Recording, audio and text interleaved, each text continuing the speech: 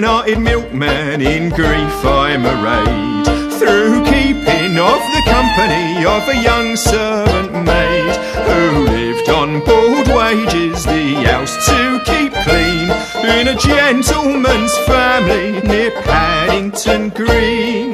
Oh, she was as beautiful as a butterfly, and proud as a queen, was pretty little Polly Perkins of Paddington Green. Her eyes were as black as the pips of a pear, no rose in the garden with her cheeks could compare.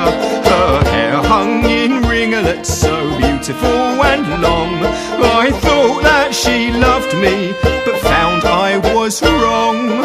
Oh, she was as beautiful as a butterfly, and proud as a queen, was pretty little Polly Perkins of Paddington Green. Beautiful as a butterfly and as proud as a queen, was pretty little Polly Perkins of Paddington Green.